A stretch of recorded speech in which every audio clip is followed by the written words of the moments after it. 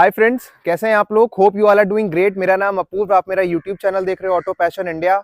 आज हम फिर से एक ओनरशिप एक्सपीरियंस लेकर आए हैं निसान मैग्नाइट का। ये बेस वर्जन है, 2.5 साल पुरानी ये गाड़ी है एंड 19,500 किलोमीटर के आसपास ये ड्राइव कर चुकी है। तो काफ़ी ज़्यादा एक्सपीरियंस है ओनर को इसे ड्राइव करने का। हिली एरियाज़ में भी ले गए हैं, लॉन्ग ट्रिप्स भी उन्होंने की है।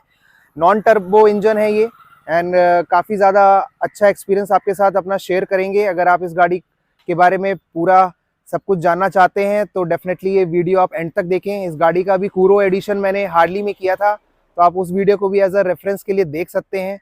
चलिए देखते हैं गाड़ी किस कंडीशन में है। फ्रेंड्स, ये गाड़ी आप देख रहे हो, बेस वर्जन है ये। आप इसके एलॉय व्हील्स मिसिंग है, आप पहचान सकते हो। 16 इंच के इसमें टायर्स आपको मिल जाते हैं एंड काफ़ी हैवी यूज़ होती है गाड़ी, तो इसकी वजह से आप थोड़ी गंदगी भी देख सकते हैं। एंड टायर प्रोफाइल आपको 195/60 R16 का मिल जाता है। बाकी ये ब्लैक क्लैडिंग आपको गाड़ी के चारों तरफ मिल जाएगी। ORVM आपको डिसेंट साइज के मिल जाते हैं ब्लैक्ड आउट में। ऊपर आपको सिल्वर कलर की रूफ रेल मिल जाती है, वाइपर वॉशर फ्रंट में मिल जाते हैं एंड बल्ब बेस्ड फ्रंट की आपको लाइट्स मिल जाती है। इंडिकेटर यहीं पे दिया हुआ है फ्रंट में ही। एंड निसान की टिपिकल आपको ग्रिल मिल जाती है, ग्रे कलर में अच्छा लग रहा है। निसान का लोगो अच्छा लग रहा है, नीचे क्रोम फिनिश दिया हुआ है, यहाँ पे आप देख सकते हैं। कोई फॉग लैंप इसमें नहीं मिलता। फ्रंट में ब्लैक कलर की स्किड प्लेट दी हुई है एंड गाड़ी काफ़ी अच्छी है, मेंटेन्ड है। थोड़ी गंदी आपको दिख रही होगी, गाड़ी बाहर खड़ी होती है। 40 लीटर्स के आसपास का इसका फ्यूल टैंक आ जाता है एंड पीछे आपको देख सकते हैं स्पॉइलर मिल जाता है, हाई माउंट स्टॉप लैम्प मिल जाता है, डिफॉगर मिल जाता है, वाइपर है, वॉशर है एंड 36 लीटर की ऑन पेपर इसकी बूट स्पेस है। कोई पार्सल ट्रेस में नहीं मिलती। पीछे आपको 2 एडजस्टेबल हेडरेस्ट मिल जाते हैं, फ्रंट में आपको 2 एडजस्टेबल हेडरेस्ट मिल जाते हैं एंड इसके टॉप स्पेक में जाएंगे तो सेकंड रो आपको 60/40 में भी स्प्लिट मिल जाती है। ये सारी चीज़ें आपको काफ़ी ज़्यादा कन्वीनियंट हो जाती है। बूट स्पेस ऑन पेपर तो कम ही दिखाई देता है, लेकिन आप जब से सामान लोड करते हैं तो काफ़ी अच्छे से सामान आ जाता है। आराम से 5 लोगों का सामान आ जाएगा, अगर बड़े सूटकेसेस भी हैं तो भी। एंड यहाँ पे लेग रूम देख लीजिए, रेयर में काफ़ी ज़्यादा अच्छी है। 3 लोगों के लिए सफिशिएंट स्पेस है, 3 लोगों के लिए काफ़ी अच्छा आपको लेग रूम भी मिल जाएगा। एंड चलिए एक बार आपको डैशबोर्ड दिखा देता हूँ। पीछे यहाँ पॉकेट्स भी आपको मिल जाती हैं सीट के पीछे। एंड डोर ट्रिम देख लीजिए, ब्लैक एंड यहाँ पे थोड़ा सा टेक्सचर मिल जाता है फैब्रिक का सो अच्छा लग रहा है। एंड यहाँ पे कोई भी आपको इसमें म्यूजिक सिस्टम नहीं मिलता, ओनर ने इसमें म्यूजिक सिस्टम लगा रखा है। बॉडी कलर डोर हैंडल्स इसमें मिल जाते हैं। सिर्फ टिल्ट में इसका आपको स्टीयरिंग व्हील मिल जाता है, डिजिटल आपको इंस्ट्रूमेंट क्लस्टर मिल जाता है। सोनी का इन्होंने म्यूजिक सिस्टम लगवाया हुआ है, इन्फिनिटी के स्पीकर्स लगवाए हुए हैं, तो ये अच्छी बात है। एंड 5 गियर शिफ्ट के साथ ये आती है। 1 लीटर का नॉन टर्बो इस पे इंजन मिलता है जो मैक्सिमम पावर 72 PS की प्रोड्यूस करता है and maximum torque 96 newton metre का। चलिए अब ओनर से आपको इंट्रोड्यूस कराते हैं। हाय पार्थ, कैसे हैं? और बताइए, गाड़ी के बारे में सब आपको पता ही है, तो चलिए शुरू करें ड्राइव अपना। चलिए सो फ्रेंड्स, हम लोग अपनी ड्राइव शुरू करते हैं एंड जानते हैं पार्थ से निसान मैग्नाइट के बारे में। पार्थ, सबसे पहले आप अपने बारे में कुछ बताएं। जैसे कि आपने मेरा नाम बताया पार्थ, मैं एक PSU में काम करता हूँ, नेशनल फर्टिलाइजर्स लिमिटेड में। ओके। फाइनेंस डिपार्टमेंट में। और ये मेरी तीसरी कार है। सबसे पहले मेरे पास ऑल्टो थी। ओके। उसके बाद मेरे पास एक टाटा इंडिगो थी। ओके। और ये मेरी थर्ड कार है। तो क्या डिफरेंस लगा? थोड़ा सा पुरानी गाड़ी थी, एक वो छोटी सेडान में थी, हमको थोड़ी सी ऊंची गाड़ी चाहिए थी, SUV। ओके। तो ये मेरे पास 4 ऑप्शंस थे जब हम लेने गए। एक तो नेक्सॉन था, अपनी वेन्यू थी, ओके, और एक और थी सोनेट। ओके। तो क्या था कि इस गाड़ी का लीक्स थोड़े से आए थे वीडियोस ऑनलाइन। तो ये गाड़ी लुक में काफ़ी अच्छी थी। हाँ। देखने में जो लीक्स में बड़ी अच्छी लग रही थी, लेकिन इसकी प्राइसिंग नहीं पता थी। तो हम लोग ने थोड़ा वेट करने का डिसाइड किया कि ये गाड़ी भी आने वाली है, देख लेते हैं कैसा है। तो जब ये लॉन्च हुई तो इसका सरप्राइजिंगली काफ़ी कम प्राइस इस पे लॉन्च हुई। मेरे ख्याल से 5 लाख एक शोरूम था इसका। अच्छा। हाँ, तो देखने गए तो स्पेशियस थी, सुंदर लग रही थी, फैमिली को भी पसंद आई। एसयूवी कैरेक्टर तो है ही है इसमें। जी जी, ऊंची है, अच्छी ऊंची है, खासी। 205 mm का ग्राउंड क्लियरेंस आपको मिल जाता है। जी, और चलाने अंदर में से भी स्पेशियस है। हाँ स्पेशियस है काफी। फैमिली को पसंद आई, कोई किसी टाइप का इशू नहीं था। हम्म बस थोड़ा पावर की कमी इनिशियली महसूस हो रही थी, कि माइंड में थी कि थोड़ी पावर की कमी हमें लगेगी, हम्म लेकिन ऐसा कभी भी हाईवे पे भी कभी महसूस नहीं हुआ। हम्म। एक्सेप्ट जब हम पहाड़ पे जाते हैं तो काफी स्टीप जहाँ स्लोप होता है, और अगर हमने ब्रेक लगा दिया कहाँ गाड़ी। गए थे एग्जैक्टली? मैं 2 बार ही पहाड़ पे जा चुका हूँ। ओके एक बार तो नैनीताल तक गया था, ओके। और सेकंड टाइम पे मसूरी और उसके थोड़ा आसपास आगे तक गया था। हम्म तो नैनीताल में भी जनरली जो मेन रोड है वहाँ पे इशू नहीं होता।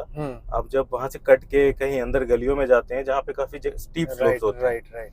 तो वहाँ पे अगर आपके सामने से कोई गाड़ी आ गई और आप एक ही गाड़ी निकलने की जगह रहती है, और गाड़ी पूरी अगर हॉल्ट पोजीशन में आ गई है, तो थोड़ा सा अगर फुल्ली लोडेड है तो थोड़ा उठने में प्रॉब्लम आती है। ओके।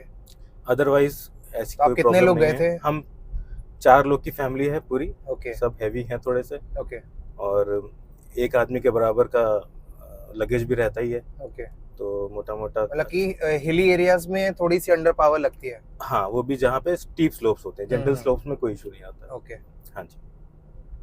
तो इस गाड़ी को मतलब बेसिकली खरीदने का रीजन यही था कि ये गाड़ी के एक तो लुक्स आपको अच्छे लगे, प्राइसिंग काफी अच्छी हो गई, जी। तो इसकी वजह से ही आपने वो सारी गाड़ियां जो इससे ज्यादा रिफाइंड थी या ज्यादा पावरफुल थी, इस वजह से छोड़ दिया? बिल्कुल, एक मिडिल क्लास फैमिली के हिसाब से कार का प्राइस बहुत ही रीजनेबल है। राइट। एक वैल्यू फॉर मनी फैक्टर आपके साथ आ जाता है। बजट क्या था, मतलब इस अगर ये कार का ये प्राइस नहीं था तो इससे पहले आपका बजट क्या था माइंड में? बजट मेरे पास करीब 7 से 8 लाख रुपए का था, ओके। जिसमें नेक्सॉन का बेस मॉडल आ जाता, 8 के आसपास बेस मॉडल उसका आ रहा था। हम्म। बट इसके लॉन्च होने के बाद से फिर वो बजट ऑटोमेटिकली हमने रिड्यूस कर लिया। मैंने कहा क्यों फालतू के पैसे खराब करना, सेविंग हो रही है तो क्या है? सेविंग हो रही है तो।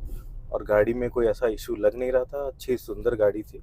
तो निसान पे भरोसा हो गया? निसान पे भरोसा, क्योंकि लखनऊ में मेजर इनका सर्विस सेंटर का इशू सुनने में आता था कि इनके सर्विसेज अच्छे नहीं हैं।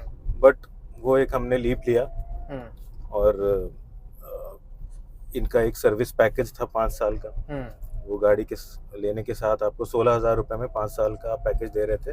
ओके। जिसमें मुझे कोई भी कॉस्ट, अगर कोई wear and tear basic major सा नहीं आ रहा है, तो कोई मेजर पार्ट रिप्लेस नहीं हो रहा है, तो वो सब उस 16,000 रुपए में इंक्लूडेड है। ओके। तो वो उससे काफ़ी हमें एक ट्रस्ट सा बिल्ड हुआ कि चलिए ले लेते हैं गाड़ी वाली। और हमने गाड़ी खरीदी, और तब से हम सेटिस्फाइड हैं, हमें कोई ऐसा मेजर इशू नहीं आया। सिर्फ एक वेयर एंड टियर का मैं आपको बताऊं, ये जो कॉस्ट कटिंग का है, एक बार इसका साइलेंसर हमारे, जब मैं मैसूरी जा रहा था, तो रास्ते में वो मेरा साइलेंसर जो है बीच से ब्रेक क्रैक कर गया। ओके। और एक बहुत ही अजीब सी साउंड गाड़ी से आने लगी। तो फिर उसको वेल्डिंग करवाया, वहाँ थोड़ी दूर जाके वेल्डिंग हुई, तो वो ठीक हो गई प्रॉब्लम। अच्छा। बट ये कॉस्ट कटिंग का गाड़ी में 2-3 जगह मुझे प्रॉब्लम महसूस हुई है। बाकी सर्विस रिलेटेड कुछ बताएं, एक्सपीरियंसेस? सर्विस मैं बताऊं, आपकी लखनऊ शहर में तो सर्विस से रिलेटेड कोई भी इशू नहीं है। बहुत ही प्रॉम्प्ट सर्विस है। आप सुबह दे दीजिए, अपॉइंटमेंट बुक कर लीजिए आप एक दिन पहले, और आप सुबह गाड़ी दे दीजिए, आपको दोपहर तक वो वापस कर देते हैं। राइट। और एक बार मुझे कुछ ऐसा प्रॉब्लम आ रही थी गाड़ी में, तो मैं लेके चला गया बिना अपॉइंटमेंट के कि मुझे ऐसा ऐसा हो रहा है, तो उन्होंने वो अलग से देख ली, और मुझसे कोई भी उसका पैसा चार्ज नहीं किया। सही हो गया? ऑन द स्पॉट उन्होंने सही किया। 1 घंटा मुझे बस वेट करना पड़ा। और तो उन्होंने काफी अच्छी चीजें कर रही है निसान अपने कस्टमर्स को अट्रैक्ट करने के लिए और अपने आप से अटैच रखने के लिए। हाँ जी। और उन्होंने कोई कॉस्ट भी मुझसे नहीं इसकी चार्ज की। आपने शायद कोई पैकेज भी खरीदा है मेंटेनेंस का? हाँ जी, मैंने बताया ना, सर्विस का पैकेज है वो 5 साल का। गोल्ड प्लान है, इनके 2 आते हैं शायद, एक सिल्वर प्लान और एक गोल्ड प्लान। ओके। तो वो 5 साल का सर्विस कॉस्ट उसमें कवर्ड रहती है। मैक्सिमम 5 इयर्स है? 5 इयर्स मैक्सिमम है इनका। ओके। उसमें 5 साल की कवर्ड है, और मुझे कभी भी कोई इशू हो मैं बीच में जा सकता हूँ। मेरा बढ़िया एक्सपीरियंस रहा है अभी 2.5 साल में, और कोई भी ऐसा मुझे ऐसा इशू महसूस अभी तक नहीं हुआ है। ओके।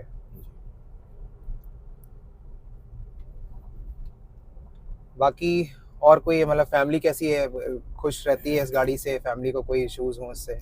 नहीं, फैमिली काफ़ी सेटिस्फाइड है, और कंफर्टेबल है, कंफर्टेबल गाड़ी है, और पीछे का लेग रूम भी काफ़ी अच्छा है, बूट स्पेस भी आपने देखा, प्रैक्टिकल गाड़ी है, कोई इशू नहीं है। और तो सबसे अच्छा क्या लगता है इस गाड़ी में आपको? एक गाड़ी देखिए, एक तो लुक्स बहुत अच्छे हैं गाड़ी के। मुझे जब ये लॉन्च हुई थी और इसके लीक्स आए थे, तो वो लीक्स की वजह से ही मैं हुक्ड हो गया था तो कि ये गाड़ी, हाईलाइट है आपके लिए? हाँ मेरे लिए इसके लुक्स हाईलाइट हैं। और इसकी कंफर्ट, सीट्स बहुत कंफर्टेबल हैं। सेफ्टी इसका, जब मैंने खरीदने के बाद वो चीज़ मुझे पता चली कि बाद में इसका एनकैप रेटिंग आया कि ये 4 स्टार रेटिंग है, तब काफ़ी सेटिस्फैक्शन हुआ कि चलिए मेरा डिसीजन खराब नहीं गया। एक तो सेफ्टी भी है, आजकल 2 एयरबैग्स तो हैं, लेकिन 4 स्टार सेफ्टी रेटिंग वो ज़्यादा जरूरी है, हाँ, कि लोहा लाट गाड़ी है, कोई प्रॉब्लम मैं नहीं। हमेशा अपने व्यूअर से कहता हूँ ये बात कि एयरबैग से कोई फर्क नहीं पड़ता। जी, अगर आप अच्छे से गाड़ी चला रहे हो जी, तो वो मैटर नहीं करते आपके पास 10 एयरबैग हो, चाहे 2 एयरबैग हो, चाहे एयरबैग ना हो, उसमें वो बिल्कुल भी फर्क नहीं पड़ता। आप लोग रिस्पॉन्सिबली चलाएं, अच्छे से चलाएं गाड़ी, सबसे ज़्यादा ज़रूरी वही है, वही सेफ्टी देगा आपको सबसे ज़्यादा। क्योंकि बहुत ज़्यादा हाई स्पीड पे हमने कई ज़्यादा लग्जरी ब्रांड्स के बारे में आपने भी न्यूज़ में सुना होगा, कभी वो काम करते हैं कभी नहीं करते, at the time of impact वो खुल रहे हैं नहीं खुल रहे हैं। तो बहुत ये सिचुएशनल वाली चीज़ें हो जाती हैं। उस सिचुएशन पे कैसे है, कंपनी आपसे ये नहीं कहती कि 150 की स्पीड पे जाके आप किसी में गाड़ी भिड़ा दो और वो आपको बचा ले जाएगी, ऐसा कोई भी नहीं कहता। तो ये आपको अपने ही हद में गाड़ी चलानी बहुत ज़्यादा ज़रूरी है। एंड बाकी और कोई आपको मतलब कि सस्पेंशन से रिलेटेड ऐसा कुछ? हाँ, सस्पेंशन इसके काफ़ी अच्छे हैं। मेरा घर थोड़ा सा उबड़ खाबड़ एरिया में जाके पड़ता है, तो हम फैमिली ड्राइव पूरी पे जाती है, राइट। तो कभी भी मुझे ऐसा कि बहुत ज़्यादा मेजर झटके लग रहे हो या कुछ ऐसा आवाज़ आ रही हो, ऐसा कुछ भी नहीं है। बहुत ही स्मूथ से सस्पेंशन हैं इसके। जो इस गाड़ी का हाईलाइट भी है, मुझे लगता है कि काफ़ी अच्छे सस्पेंशन दिए हुए हैं। इस कम कॉस्ट पे अच्छे सस्पेंशन देना। राइट। मतलब आप लोगों को सजेस्ट करोगे ये गाड़ी? बिल्कुल बिल्कुल, ये गाड़ी अगर आपका छोटी फैमिली है, आपको बहुत ज़्यादा आपको रनिंग नहीं करनी है, आपको हार्डकोर ड्राइविंग नहीं करनी है, रेस नहीं लगानी है किसी से, आपको एक बेसिक नॉर्मल आदमी की तरह आपको ऑफिस जाना है, ऑफिस से आना है, कभी कभार आपको हाईवेज पे जाना है, पहाड़ों पे भी जाना है, तो ये गाड़ी बिल्कुल रिकमेंडेड है। थोड़ा आपके बजट में भी आएगी, आपकी पॉकेट पे हैवी नहीं पड़ेगी। लोगों ने इससे पूरे लद्दाख के ट्रिप्स भी किए हुए हैं। अच्छा। इस गाड़ी से? जी बिल्कुल। एंड ये गाड़ी वहाँ पे भी बहुत ही सक्सेसफुली रन कर रही थी। बिल्कुल बिल्कुल। कोई भी इशू नहीं आ रहा थे ऑफ रोडिंग के लिए, क्योंकि वहाँ पे कहीं पे भी रोड्स होती हैं लद्दाख में एंड कहीं पे रोड्स नहीं होती हैं, तो इसका जो ग्राउंड क्लियरेंस है 205 mm का काफ़ी ज़्यादा हेल्पफुल हो जाता है। स्पेशियस गाड़ी होती है तो गाड़ी पूरी लोड होके जा सकती है, आपका सामान पूरा लोड हो सकता है, ये भी नहीं कि सामान में आपको कॉम्प्रोमाइज करना पड़े इतनी दूर जाते समय। तो ये सारी चीज़ें काफ़ी अच्छी रहती हैं इस गाड़ी के साथ। इस पे मैं ऐड करना चाहूँगा, इनफैक्ट मैं मसूरी गया तो मैंने टैक्सी में ये गाड़ी चलते देखी, जबकि लोग, मैं ऐसा सोच रहा था कि पावर की कमी है, पहाड़ पे प्रॉब्लम आएंगी, लेकिन ये टैक्सी में चल रही है गाड़ी जब मसूरी में, तो हम लोग तो कभी कभी जाने वाले हैं। सही बात, कोई ऐसा इशू नहीं आता। अगर गाड़ी और टैक्सी में वही गाड़ियाँ चलती हैं जो अच्छा एवरेज निकाल के देती हैं, ये आप सबको पता है, तो आप खुद भी सोच सकते हो कि एक गाड़ी एवरेज कितना अच्छा निकाल के दे सकती है on highways. And hilly areas पे मेरे ख्याल से हर गाड़ी का एवरेज गिरता ही गिरता है, क्योंकि आप लो ही गियर्स पे गाड़ी चलाते हो, तो वो कोई बहुत बड़ी बात नहीं है। एंड तब भी सबसे गिरे से गिरे में भी ये 14 तो देती है, तो वहाँ से उससे नीचे नहीं जाता। 1 लीटर का ही इंजन है, ऐसा कोई बहुत बड़ा इंजन नहीं है। एंड बाकी आपके नॉर्मल सिटीज़ में ये 15 के आसपास दे देगी, जैसे पार्थ ने बताया, एंड हाईवेज में 18+ चली जाती है, डिपेंडिंग ऑन योर ड्राइविंग, कैसे आप ड्राइव कर रहे हो इसको। मसूरी से अप डाउन का एवरेज जो इसने दिया है वो अप्रोक्सीमेटली 15 था, इंक्लूडिंग पहाड़ और नॉर्मल हाईवे सब मिला के 15 का एवरेज था। इस समय भी गाड़ी का MID जो दिखा रहा है 17.5 के आसपास का इसका एवरेज दिखा रहा है, तो वो भी डिसेंट है। हम इतनी देर से सिटी ड्राइव में कर रहे हैं, कोई भी रैश ड्राइविंग नहीं कर रहे, एक नॉर्मल 50, 60, 70 की स्पीड पे गाड़ी चला रहे हैं, तीसरे चौथे गियर पे सिर्फ गाड़ी है, तो वहाँ पे मेरे को कोई भी इशू नहीं आता। छोटा इंजन है तो ये हो सकता है कि आपको ओवरटेकिंग करते समय आपको गियर डाउन ज़रूर करना पड़ेगा, ताकि आप अच्छे से उसको ओवरटेक कर पाओ, आपकी टाइमिंग बिल्कुल मैच कर जाए उस ओवरटेकिंग से। तो ये सारी चीज़ें आपको प्लस मिल जाती हैं। एंड बाकी तो सबसे ज़्यादा अट्रैक्टिव जो चीज़ है इस पूरे डैशबोर्ड में वो लगते हैं मुझे इसके AC वेंट्स, जो बिल्कुल रेस कार से इंस्पायर्ड लगते हैं। बाकी पार्थ ने अपने ज़रूरत के हिसाब से सब कुछ इस गाड़ी में ऑलरेडी फिट करा रखा है। आप चाहें तो कंपनी से भी उसकी जेन्युइन एसेसरी ले सकते हैं। एंड बाकी ऑटो एसी इसमें मिल जाता है। प्रैक्टिकलिटी देखूं तो कई जगह आपको स्पेसेस मिल जाएंगी अपना मोबाइल रखने की, अपने वॉलेट्स रखने की, बॉटल्स रखने की। डिसेंट साइज का ग्लव बॉक्स भी मिल जाता है आपको। ऑटो नहीं, मैनुअल एसी है इसमें। ऑटो एसी इसमें मैनुअल एसी है, सॉरी मैंने शायद ऑटो कह दिया। ऑटो आपको टॉप में मिल जाता है, सेकंड से ही मिल जाता है इसमें, सेकंड बेस से। सेकंड बेस से मिल जाता है। इसके ऊपर वाले जस्ट मॉडल से पार्थ बता रहे हैं कि इसमें ऑटो मिल AC जाता है। तो आप चाहें तो उसके लिए भी थोड़ा एक्स्ट्रा प्रीमियम दे सकते हैं, लेकिन मेरे को फर्क नहीं पड़ता। एज अ ड्राइवर मैं बताऊं तो मेरे को इस चीज़ से बिल्कुल फर्क नहीं पड़ता कि मेरी गाड़ी में ऑटो एसी है या मैनुअल एसी है। मेरी खुद की गाड़ी में ऑटो एसी है, लेकिन मैं उसका ऑटो एसी का यूज़ नहीं करता। मैं उसको मैनुअली उसके फैन स्पीड्स अपने अकॉर्डिंग लगाता हूँ, उसके टेम्परेचर भी अपने ही अकॉर्डिंग लगाता हूँ। तो मेरे को वो बिल्कुल भी फ़र्क नहीं पड़ता। मैं उस चीज़ का कोई बहुत बड़ा फ़ैन नहीं हूँ कि मेरी गाड़ी में मेरे को कोई फ़र्क ही नहीं पड़ेगा कि है कि नहीं है। एंड बाकी ये गाड़ी चलने में बहुत अच्छी है। जितनी देर से हम चला रहे हैं इस गाड़ी को, सस्पेंशन अच्छे से काम कर रहे हैं, कोई फालतू की रैटलिंग नॉइज़ नहीं आ रही। सामान कुछ गाड़ी में पड़ा हुआ है पीछे तो उसी की सिर्फ रैटलिंग नॉइज़ है। टायर्स अच्छे से एब्जॉर्ब करके चल रहे हैं। टायर पे भी प्रोफाइल 16 इंच है, वो काफ़ी ज़्यादा अच्छी है। अभी तक पार्थ ने इसमें अलॉयज क्यों नहीं लगवाए वो तो पार्थ ही जाने। बताए पार्थ कुछ क्यों नहीं लगवाए? तो जो इसका वैल्यू फॉर मनी वाला जो इसका वो है, इसका एसओपी। हाँ, तो अगर मैं, एक तो इसका एलॉय व्हील्स काफी महंगे थे और जब मैंने लिया तब अवेलेबल भी नहीं थे। अच्छा, कितने के थे? मेरे ख्याल से 35 के आसपास है। चारों? हाँ, चार। हाँ। और बाहर से लगवाना मुझे समझ में नहीं आया।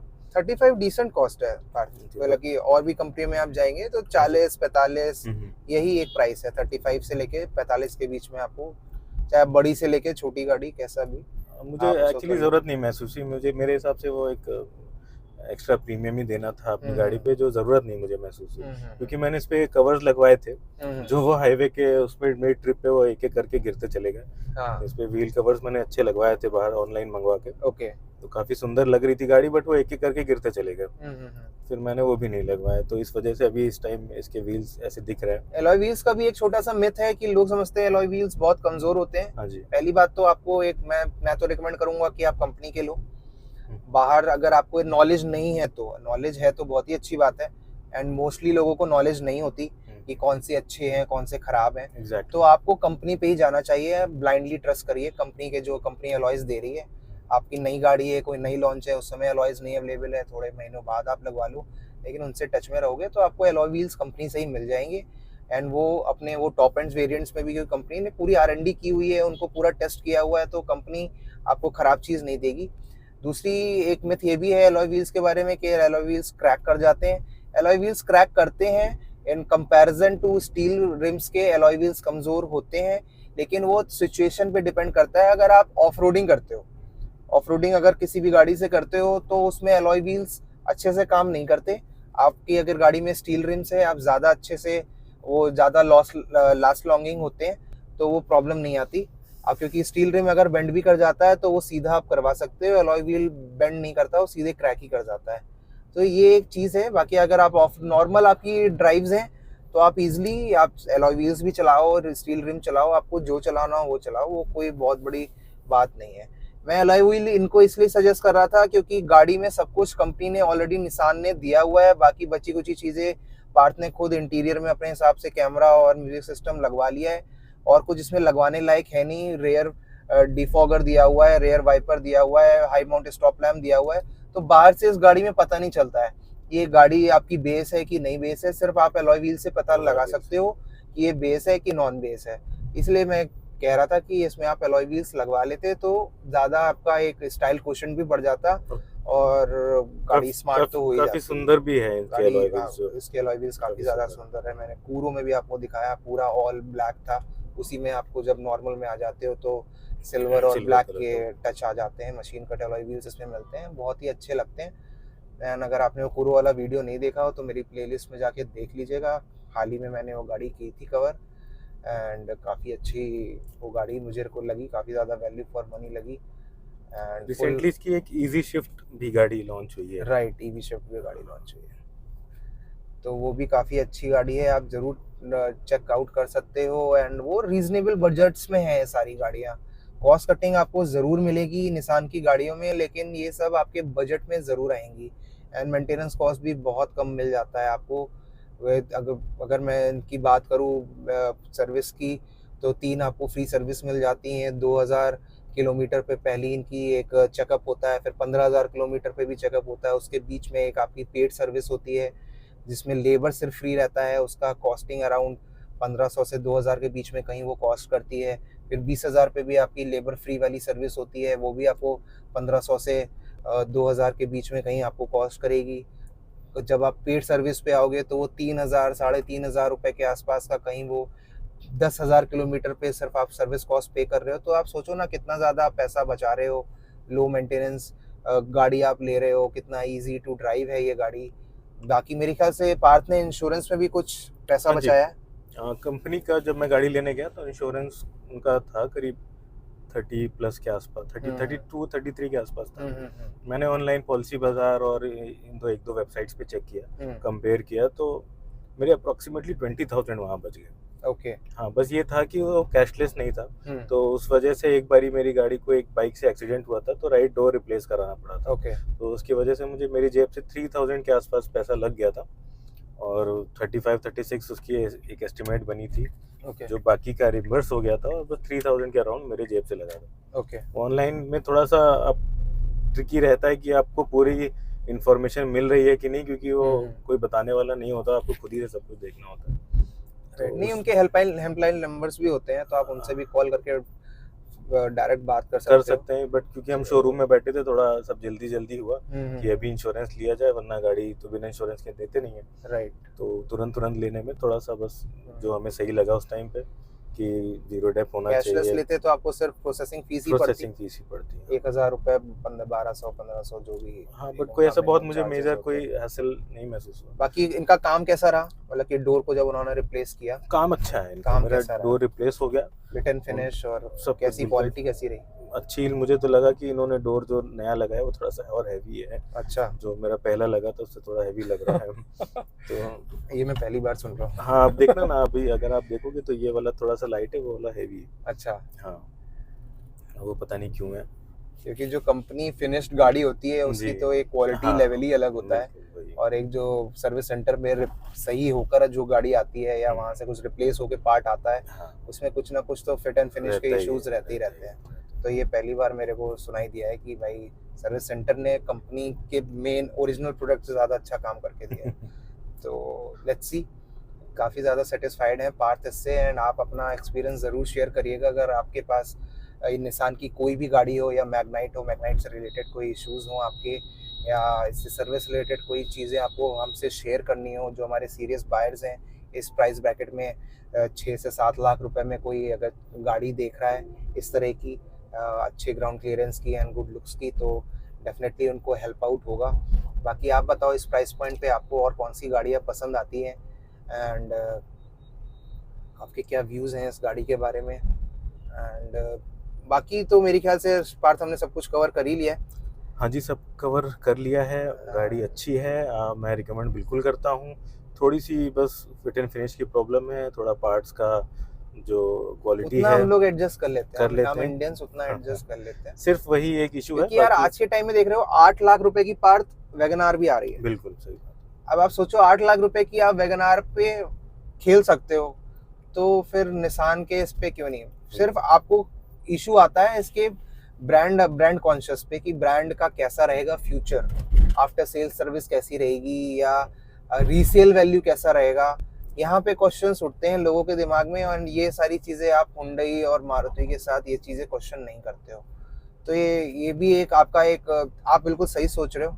मैं भी आपकी जगह होता तो ये चीज़ पे एक बार ज़रूर थोड़ा अपना होमवर्क करता, एनसीसी को ज़रूर रेक्टिफाई करता कि क्या होगा इसके बाद, 5 साल बाद, 7 साल बाद क्या होने वाला है। हॉर्न भी अच्छा है इसका, ब्रेकिंग अच्छी है इसकी, हैंडलिंग मेरे को अच्छी लगी। अभी तक मेरे को कोई ऐसा पेन नहीं महसूस हुआ, जबकि थोड़ी सी हार्ड है सिटी के हिसाब से, क्योंकि मैं एक हुंडई ड्राइव करता हूँ, तो फिर वहाँ पे तो पता ही नहीं चलता। एंड हाई स्पीड्स पे बहुत कॉन्फिडेंस हाई देती है गाड़ी। स्पीड्स पे तो अच्छा चलेगा, स्टीयरिंग मैं बहुत समझ अच्छा रहा हूँ ये चीज़। लगता है कि कहीं पे भी आप थोड़ा सा भी इधर उधर नहीं होता, बिल्कुल बढ़िया स्टेबल गाड़ी है हाई स्पीड्स। सही है। तो चलिए दोस्तों, अपने व्यूज़ ज़रूर बताइएगा। फिनिश करते हैं इस ड्राइव को। आपको कैसा लगा आज का वीडियो, ये भी ज़रूर बताइएगा। और आपको क्या मेरे वीडियोस में पसंद आ रहा है, क्या नहीं पसंद आ रहा है, आप क्या चाहते हो मैं और कवर करूं, एंड क्या चीज़ें इम्प्रूव करूं अपने वीडियोस में, जिससे आप लोग मुझे ज़्यादा से ज़्यादा सब्सक्राइब करें, लाइक करें एंड शेयर करें अपने फ्रेंड्स एंड फैमिली में। तो प्लीज़ ज़रूर बताइएगा। मिलते हैं नेक्स्ट वीडियो में। Till then bye, take care and drive safe.